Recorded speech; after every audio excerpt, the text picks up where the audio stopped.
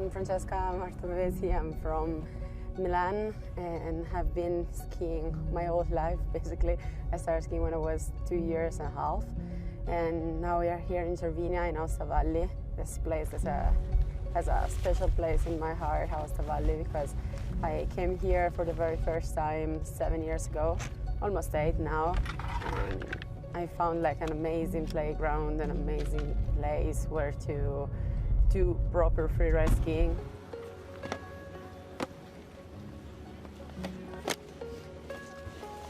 I consider myself an 8-year-old girl with 21 years of experience. And obviously there is like an internal conflict in my mind, like, okay, Franci, you're an adult, you cannot behave like a child. But when I'm skiing, I can feel that kind of joy, that pure happiness, and it's amazing.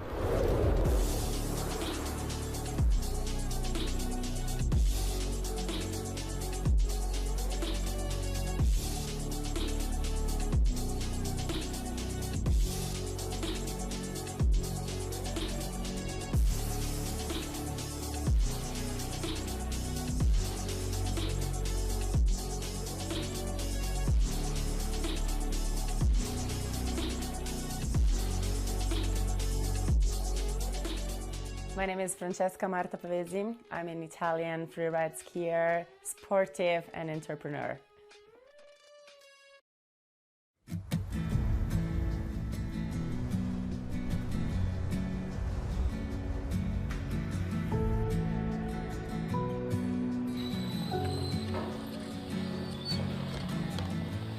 So basically Cervinia is super nice and cool because it's like 1.5 hours far from Milan. It is the main city in the north of Italy. It's super close to Turin as well.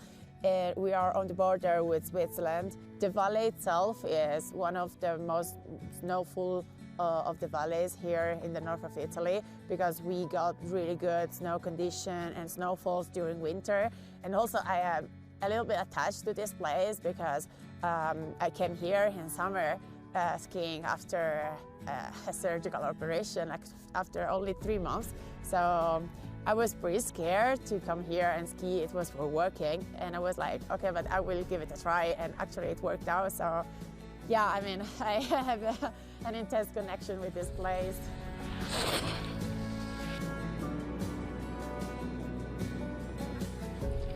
Mountains here are steeper, and the mountains are made in a different way. This place is strategically placed. I mean, thank God that place is in that position because we have a different kind of weather perturbation that hits this area. And on the border you can get the perturbation that comes from the Mediterranean, and they brings a lot of snow in the Italian side, but also the ones that come from the Atlantic, and they obviously come from north, and so like the French side or the Switzerland side are getting more snow. So it's really easy for us here to find really good snow condition because either on one side or the other of the mountain you have really good snow condition. Yeah. Let's go.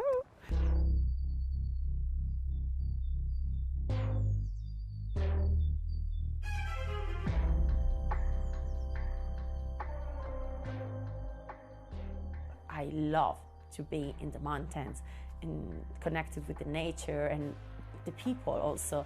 The thing that I love about skiing is that you have like the moment before going to ski, the moment you're skiing, but also the part after, what we call the upper ski. Upper ski is a thing, I mean, for real.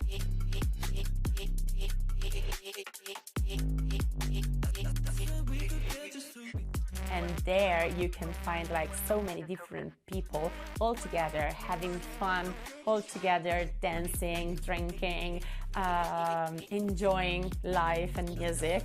And we share the love for mountain, and it's something special. It's not just going to the disco or to other clubs.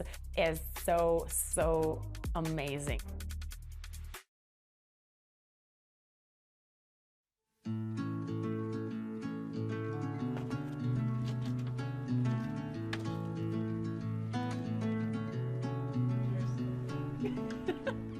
basically this is the main road of Cervinia, and here I have like a picture of me with my skis with shorts, because obviously it was summer and it was warm here in the city. I mean, every time I look at that picture of me standing with my skis smiling, I can live another time the emotions that I lived, because I was so happy about being here. You know, it was only after 3 months after surgery that I came here skiing, and I remember that when we were here walking, and obviously the streets didn't look like this. Today it's also snowing, so it's amazing. It was full summer, and I remember like, oh my gosh, it's summer, I'm skiing, and just after a huge surgery, so I was stoked about this.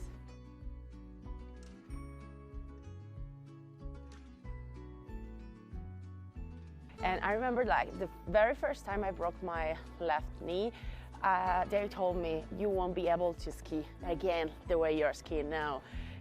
I was super scared, and after the first huge injury, I continued skiing for 4 years with a broken ACL and meniscus.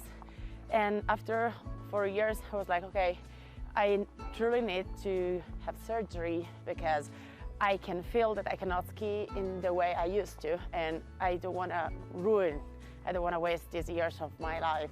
So I had surgery, and when I had surgery, actually, the very first day, the pain was so intense, for real. It was unbelievably painful.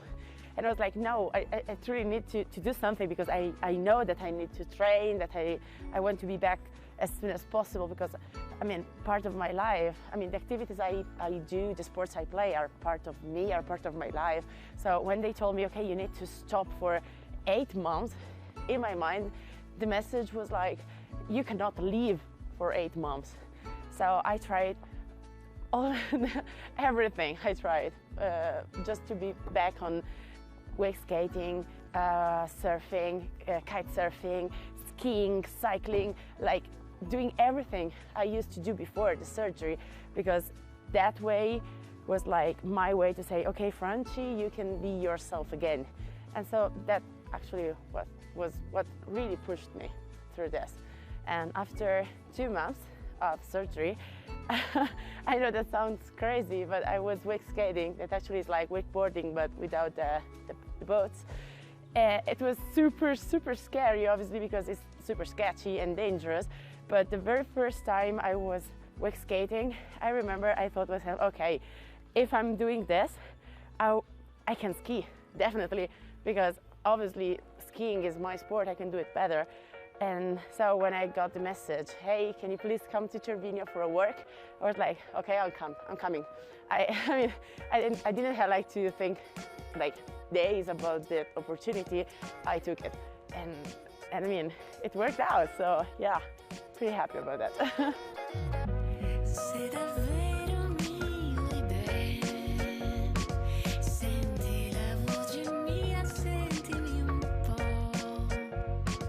I was skiing in Trentino, that is a region in the Alps in Italy that is amazing, it's super beautiful.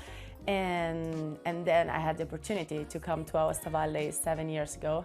And then here I found the best mountains where to ski, to do free ride. And from that moment, I changed completely my perspective about free riding, and I started taking this thing seriously.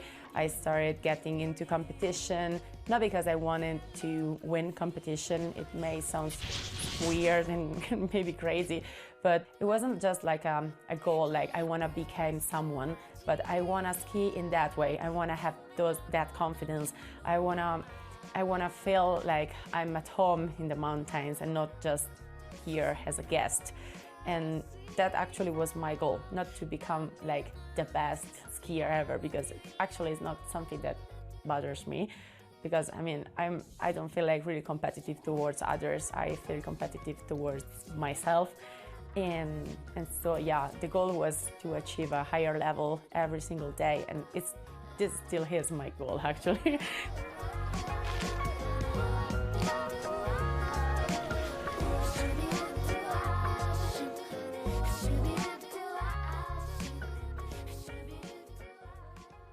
This is kind of an amazing thing in the mountains, to find really, really good Italian food.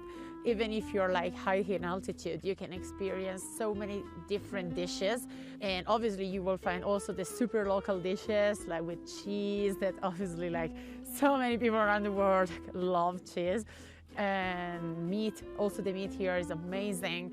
And also sometimes you really have like the opportunity to taste special dishes that maybe you can find only in particular restaurant or hut around the mountain, and not like everywhere. So like for instance here we had like the elk, and obviously like the elk is not like a normal animal that you're eating like everywhere, like cows for instance. So you have like the opportunity to test something and to try something that can be like unique.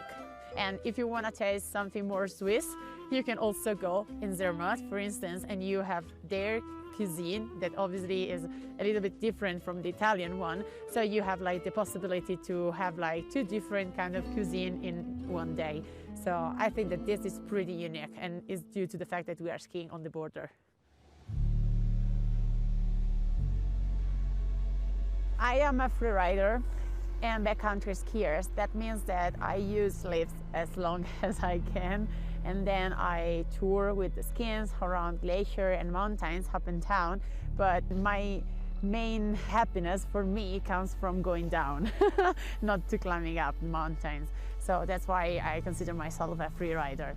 And we got a chance actually to ski in amazing places like glaciers or really, really steep mountains. And we need to take in account that some bad things can happen in places like those ones, and you just not have to be able to ski in a really good way, but you need also to learn so many things regarding like avalanche safety into glaciers and all around the mountains basically. And have been doing this for 7 years now, and I had like to learn everything, because I used to ski in a place where we didn't actually care about that.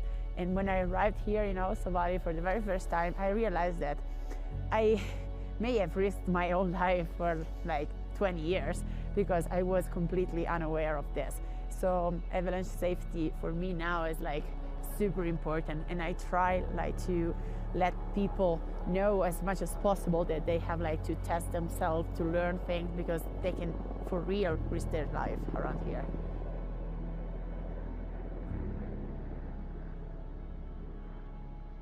A huge snowfall arrived, and we got a lot of snow. And I remember that I called one of my friends that actually is my dentist as well. And we were like, okay, let's go. First descent after the injury. And I remember I was looking at the camera. I had like the camera mounted on my poles. Let's go. And I started going down the mountain, and I did like 3 turns, maybe 4. And then I saw all the mountains cracking around me.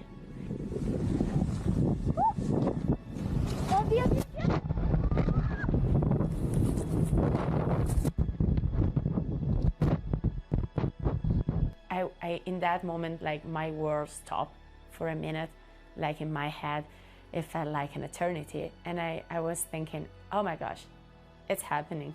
It's happening for real.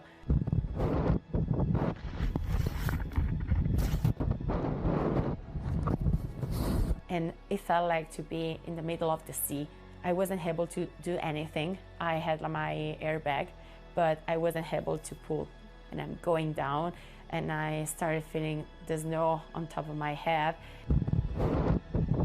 And I knew that there were some rocks, and there was like this moment when I felt I was in the air.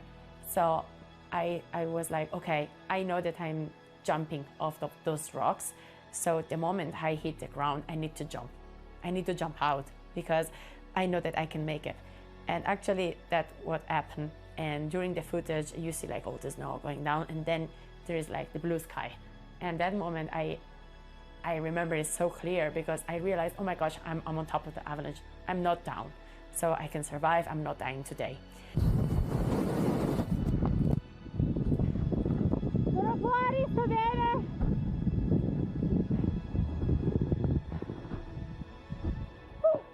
And it was super nice to also have the footage, because I realized that there were some indicators in the snow.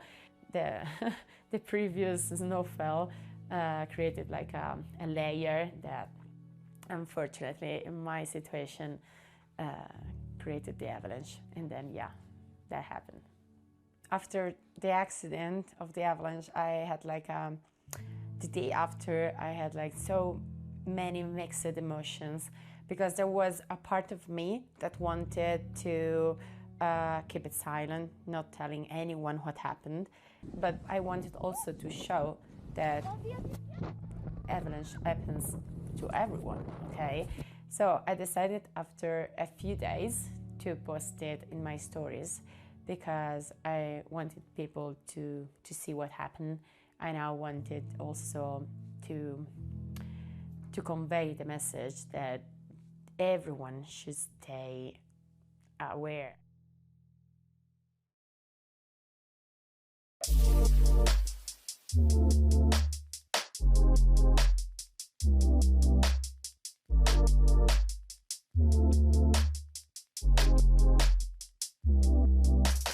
My biggest fear is to end up in a life that I don't want to live, and to be forced in doing something that I don't want to do.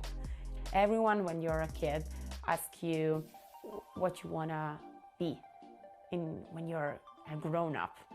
And I changed that question. I didn't want to answer that question. I wanted to answer the question, how do you want to live that is different? Because I wanted a job that will allow me to be free. I wanted like to find my way to create my life in a way that I wanted to live it like every single day. And I had the opportunity to start working for a photographic company, a really, really famous one.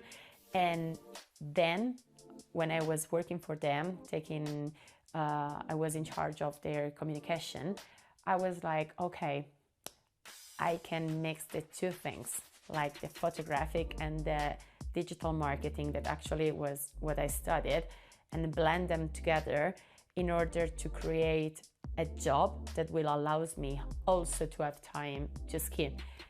So I decided like to go towards that direction, and it worked out, because at the end I opened my company, a digital marketing agency and media production house called Social and Visual, because we do social and visual.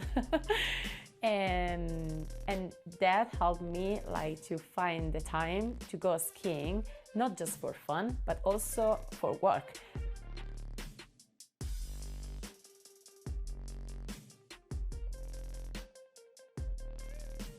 To be honest, I got like a little bit stressed so many times, because I want to have like really, really good pictures. And sometimes it's really hard to find the balance between like enjoying the moment and try to have good content, because unfortunately just two things does not always go together. When I am with friends and I understand that the vibe is to enjoy the day, I don't even bring my camera, because it's like I want to experience this, I want to ski, I just want to be happy and feel that joy. Because I used to shoot like every single day like a few years ago, and it was so stressful, because I felt I wasn't really loving what I was doing there, because there was always the stress of doing the turn in a way that is good for pictures and not in a way that is good for my soul.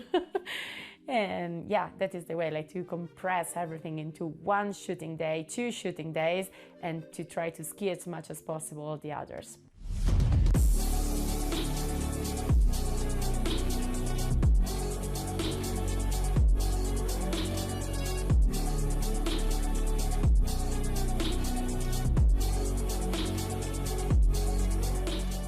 I try to keep my inner child as alive as possible, and I truly recommend like anyone I know, like please give some space to your inner child. I found my way to find this kind of happiness and joy and to keep my inner child alive through sports. And I think that sports could help so many others, but there are so many other ways in which people can try to keep their inner child alive. And I think that is a mixture between like activities and that actually makes you experiencing a complexity of emotions, and you need to deal with all of them, not just the cool emotions, but also the bad ones. Because when you can deal with your own feelings and you can confront them and you can accept them, you can actually grow and find that pure joy.